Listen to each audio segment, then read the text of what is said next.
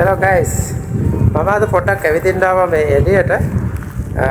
බලන්න මේ වටපිටාව පොඩ්ඩක් බලන්න. මේ තියෙන්නේ වටපිටාව දැන් නම් පාරුවට ගිහිල්ලා වගේ. මේ දැන් ලංකාවේ අපේ පිදුරු වගේ මෙයාලා කපලා ඉවරනාට පස්සේ ඒක මේ තිරිඟු කපලා ඉවරනාට පස්සේ ඒක මැෂින් එකෙන්ම රෝලක් වගේ හැදෙනවා. ඒ රෝල් හැදිච්ච එක තමයි මේ හැමතැනම තියලා තියෙන්නේ. බලන්න මේ ඊට අමතරව ඒවා වෙනම ටිකක් කොටුවට වගේ හදලා වෙනම ගොඩ ගහලා තියෙනවා. මෙතන මේ තියෙන්නේ ලොකු ගොඩක්. ඒක එහෙම එකක්. අර තැන් තැන් වල පේනව නේද? බලන්න මේ තියෙන්නේ තැන් තැන් වල හැම තැනම ඒ කපලා ඉවරනාට පස්සේ ඒවා මැෂින් එකෙන්ම රෝලක් වගේ හැදෙනවා. ඒවා පස්සේ එකතු කරගෙන යනවා. ඒකත් හැදෙනවා. බලන්නකො ලස්සනට. ලස්සනට තියෙනවා. අපි ළඟට ගිහිල්ලා බලමු පොඩ්ඩක්.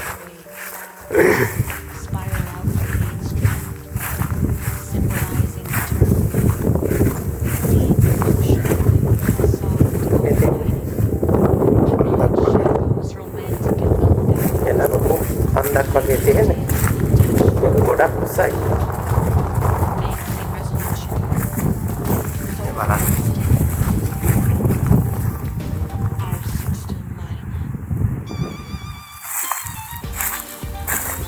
අනිත් එක.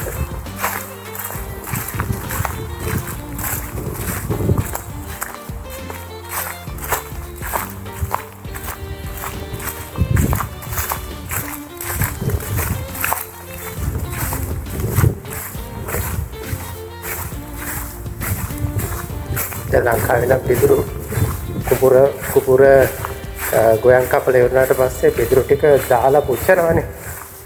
මෙයාලා එහෙම පුච්චන්නේ නැහැ. මේවා මම හිතන්නේ පොහොර වලට ගන්නවා. මේක මම පොඩ්ඩක් අහලා බලන්නම් කාගෙන් හරි මොකද්ද මේකට කරන්න කියලා. මේ තියෙන රෝල් නිකන් පේල් එකක් වගේ. මේ ඒකේ දැලක් තියෙන්නේ. දැලෙන් මේ පිදුරු ටික අම්මෝ අට බරයි. මේ වගේ මේ යායටම හදපු රෝල් තියෙනවා. මේ වගේ. මම හිතන්නේ කිලෝ 300ක් බරයි. මේක මේ කොල්ලන්ට ටිකක් අමාරුයි.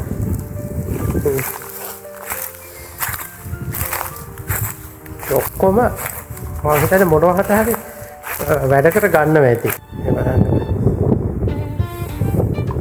ඒකටම තියෙනවා. මේ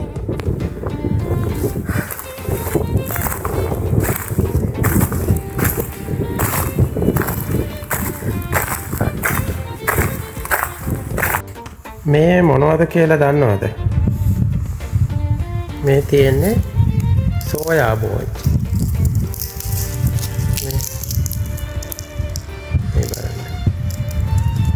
සෝයා බෝංචි ඇට.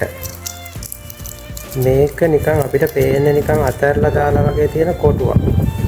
මේ සෝයා බෝංචි මේ වැස්සට අහු වෙලා හරිය මොකක් හරි වෙලා මේ පැල වෙලා තියෙන්නේ. පැල වෙලා වගේ තියෙන්නේ. මේක අතහැරලා දාලාද කියලා හිතන්නත් බෑ. සාමාන්‍යයෙන් සෝයා බෝංචි පැහැනම මේ පාට ගන්නවලු. හරිද? නමුත් මේකේ ගොඩක් ඒවා මම කඩලා බැලුවා. ඇට සවුත් වෙලා තියෙන්නේ.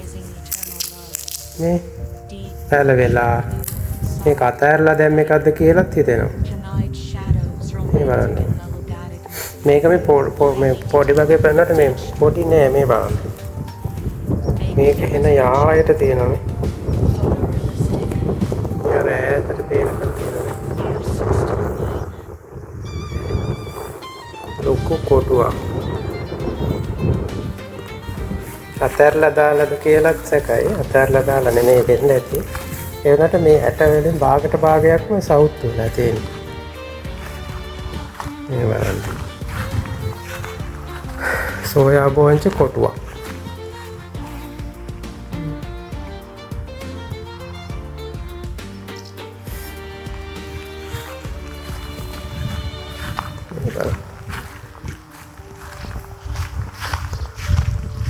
ලොකු කොටුවක් නේ.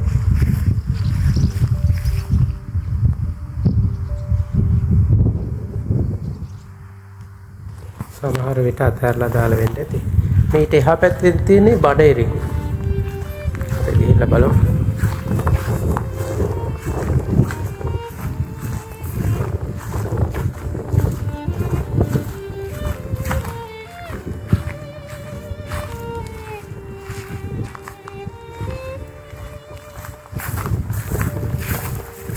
බඩ ඉරිඟු කොටුවක් බලන්න.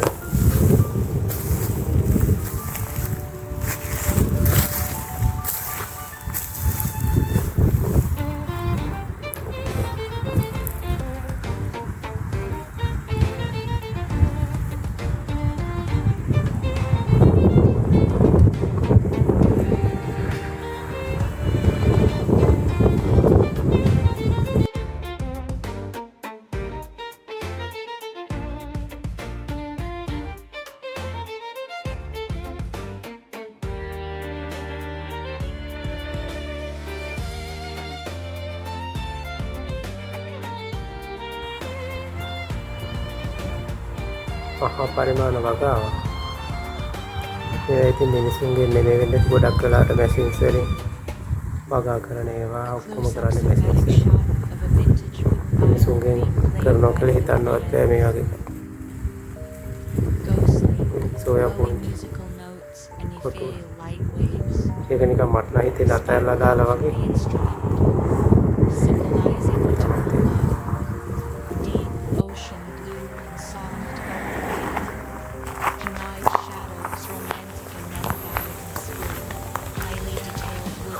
මේ තියන්නේ මහා පරිමාණයෙන් කරන ඉරිඟු වගාව. මේවා ගොඩාක් ළඟින් හිටවලා තියෙන්නේ. මේ බලන්නකො.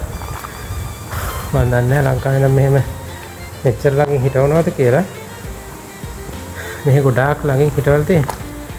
මම හති අරින්න මම බයිසිකලයක් පැත්තකින් ආවේ. ඒකයි. මේ බලන්න. ඒ ළඟින් ගොඩක් හිටවලා තියෙන්නේ. වතුර නැතුව මැරෙන්නත් ඇවිල්ලා මේ. වතුර නැහැ ටිකක් පායනවනේ මෙහෙට. හැබැයි එක ගහක අනිවාර්යෙන් කරල් දෙකක් තියෙනවා. බලන්න.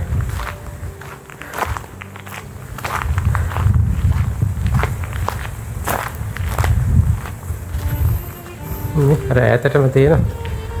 මට එච්චර දුර නෑ යන්න බෑ පයින්.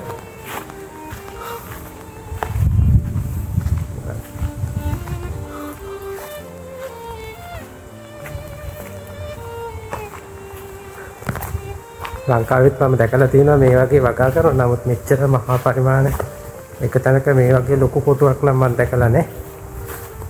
මේට වඩා තියනවද දන්නේ නැහැ. මම දැකලා නැහැ.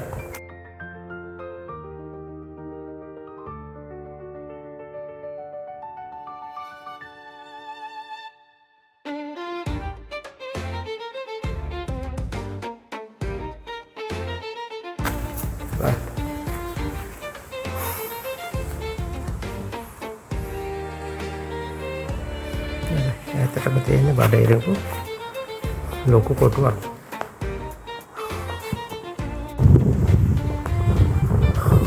බඩ ඉරිඟු වග මං අනිත් පැත්තෙන් දෙන්නේ තියෙන්නේ.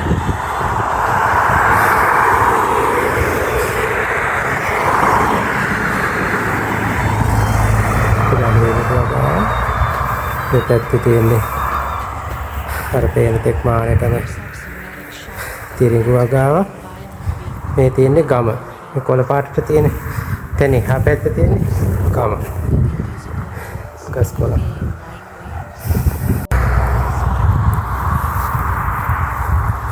Ini මත්දහන වෙලාව. මත්දහන වෙලාවක මං ආවේ මේ බයිසිකල් එකත් අරන් බලන්න.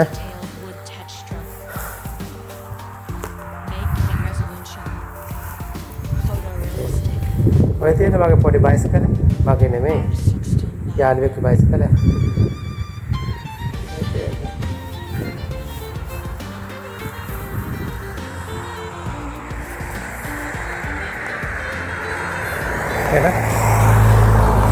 එහෙනම් අපි ගිහින් එන්න. ඉතින් ඉවරයි. Bye guys.